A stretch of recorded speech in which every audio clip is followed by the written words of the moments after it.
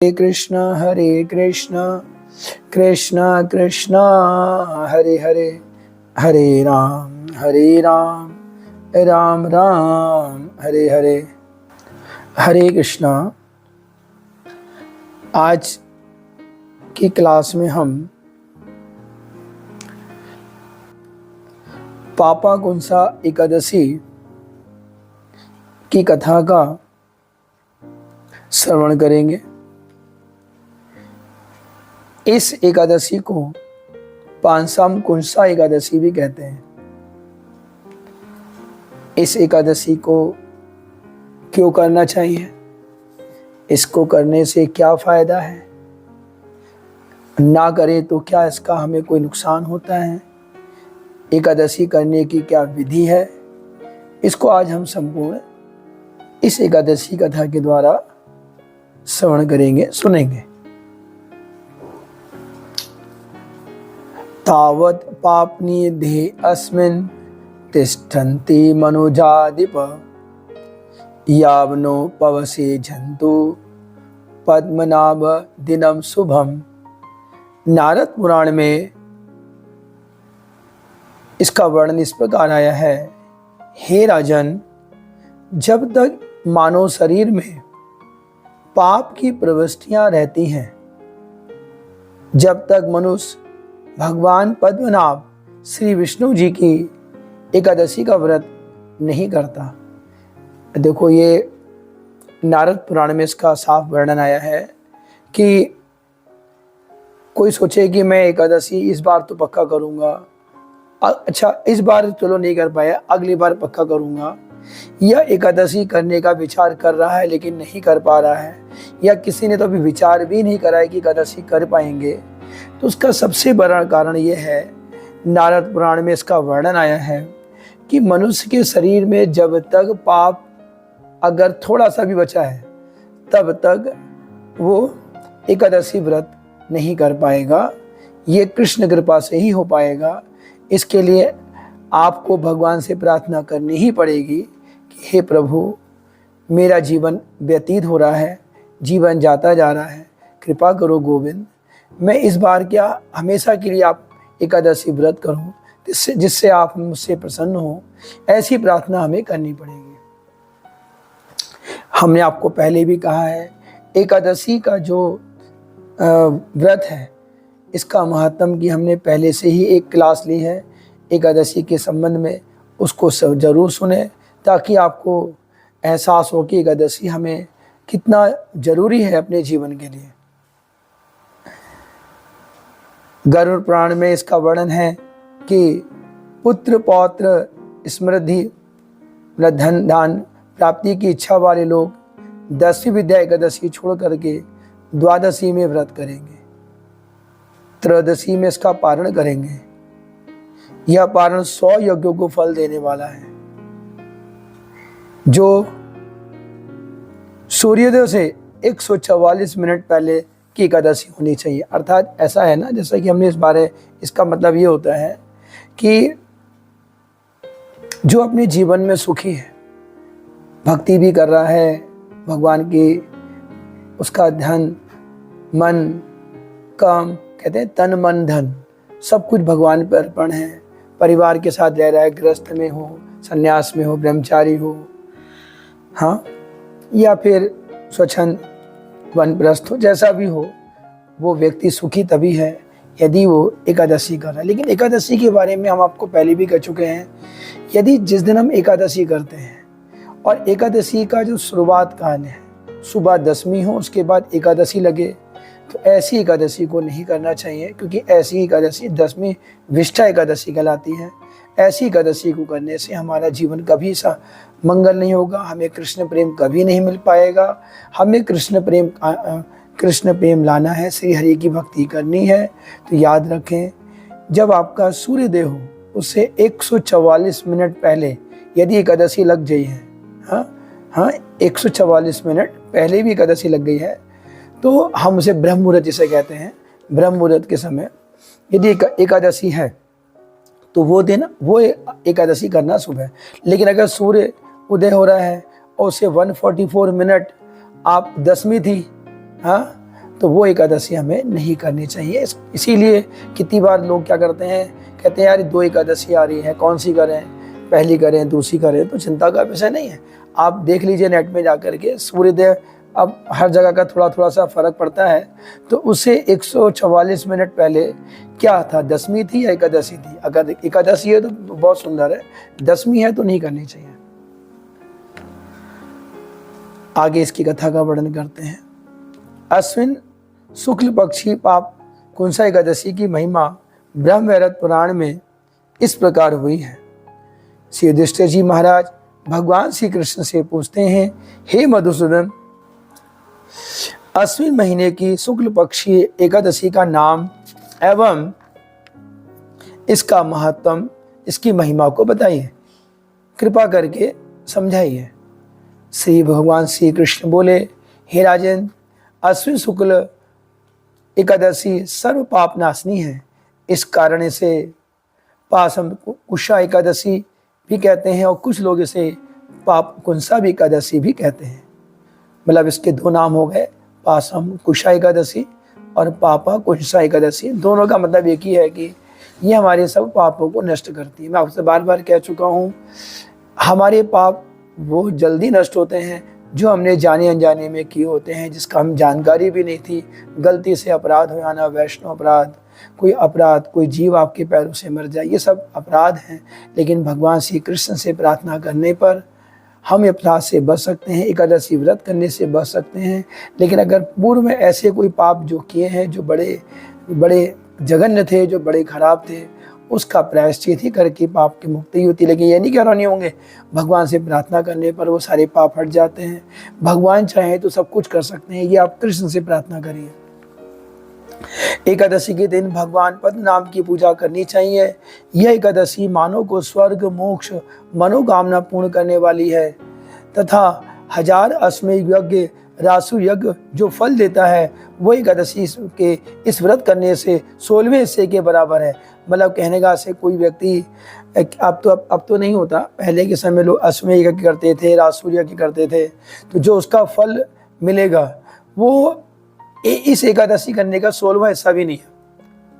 मतलब आपने कोई अश्वमेध यज्ञ और ये रासु यज्ञ जब जो पॉसिबल भी नहीं, जो कोई कर भी नहीं पाएगा, बहुत मुश्किल होते हैं।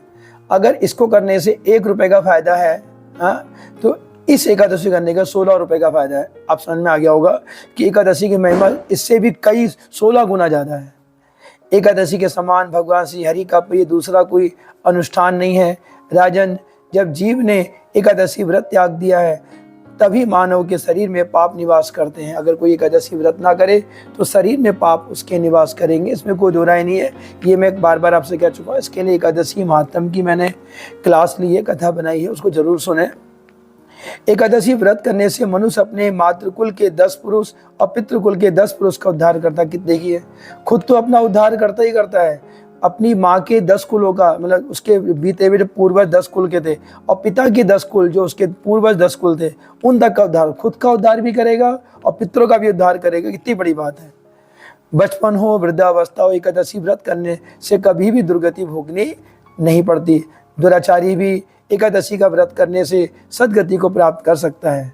सर्वोत्तम साधना एकादशी व्रत किए बिना जो लोग जीवित हैं उनका जीवन व्यर्थ है। अर्थात जो लोग जीवन एकादशी नहीं करते उनका जीवन खराब है। उनका सांस लेना वैसे ही है जैसे लोहार की धोकनी बड़ी लंबी लंबी सांस लेती है, फिर भी वह जड़ वस्तु है। जैसे आप कभी देखते होंगे, अब तो खैर आज के ज़माने में गैस का सिस्टम आ गया है, लेकिन अगर आप किसी अपनी पुरानी जो पुराने समय में जो लोग हमारी दादा दादी वगैरह हैं उनसे पूछें, तो पहले के ज़माने में जैसे खाना बनाने के लिए हम लोग चूल्हे का यूज़ करते थे, तो एक वो होती थी, धोकनी होती थी, उसे फूंकते थे। जैसे क्योंकि उसके पास जाएंगे तो आंखों में धुआं लगेगा, तो एक लंबी सी वो होती थी, पाइप टाइप की होती थी, तो उसमें हम धोकते थे ताकि वो उसमें हवा जाए तो वो चीज़ जलने लग जाए, उसे धोकनी बोलते थे। तो उसमें हम धोकते थे, कहते हैं फूंकते थे, सांस लेना जैसा ही हो गया। लेकिन वो धोकनी किसी काम की नहीं है। ऐसे हम जीवन में अगर इसी तरह हमारी सांस जो बार बार हम जो सांस ले रहे हैं, अंदर लेते हैं, सांस बाहर छोड़ते हैं, तो हवा जो बाहर आती है वो वैसी प्रकार है जैसे धोकनी है, क्योंकि वो कोई फायदा नहीं करेगी यदि आपने एकादशी व्रत नहीं किया है। तो उसके जीवन में किसी प्रकार किसी भी स्थिति को नहीं पा सकती। जगत के लोग जलाशय, प्याऊ, वन, जल सेवा, विभिन्न प्रकार के फलदार वृक्ष रोपण करते हैं, वृक्ष लगाते हैं, धर्मशाला बनाते हैं, अस्पताल बनाते हैं, यज्ञ करते हैं, दान करते हैं, हाँ कि तीर्थों में जाते हैं, वृद्ध लोगों की सेवा करते हैं, गौ सेवा करते हैं, असहाय लाचारों की मदद करते हैं, हाँ? वे मनुष्य दीर्घायु हो सकते हैं, उनके पास धन की कोई सीमा नहीं हो, ऊंचे कुल में जन्म ले सकते हैं, शरीर उनका निरोग रह सकता है, हर तरह से उनको सफलता मिल सकती है, हाँ, लेकिन उनको भक्ति नहीं मिल पाएगी। ये ध्यान रखें, भक्ति केवल भगवान के चरणों में आराधना करने पर ही मिलती है। ये जितने मैंने कार्य आपको बताए जो भी थे, इन सब को करने से, जैसे कोई मैंने कहा ना, अगर कोई व्यक्ति क्या कर रहा हो, वृक्ष लगा रहा हो, प्याऊ लगा रहा हो, समाज की सेवा कर रहा हो, धर्मशाला बना रहा हो, चिकित्सालय बना रहा हो, यज्ञ कर रहा हो, दान कर रहा हो, वृद्ध लोगों के लिए वृद्धा आश्रम बना रहा हो, जानवरों की सेवा कर रहा हो, गौ सेवा कर रहा हो, असहाय और लाचारों की सेवा कर रहा हो, तो उसको इससे क्या फ़ायदा मिलेगा? उसको अच्छा उसके बाद धन दान हो सकता है, उसका जीवन अच्छा हो सकता है, और जब उसको शरीर छोड़ेगा तो उसका अगला जीवन मनुष्य शरीर मिल जाए और किसी अच्छे कुल में जन्म मिल जाए, ये सब तो हो सकता है, लेकिन भगवान की भक्ति नहीं मिल सकती। भगवान की भक्ति करने के लिए हमें अपना सब कुछ छोड़ करके भगवान के चरणों का आश्रय लेना पड़ता है। इसके लिए एकादशी व्रत करके हम अपना भगवान के चरणों में प्रेम प्राप्त कर सकते हैं। एकादशी व्रत पालन करने पर आत्मा की चरम कल्याण जो होते हैं वो कृष्ण भक्ति की प्राप्ति होती है।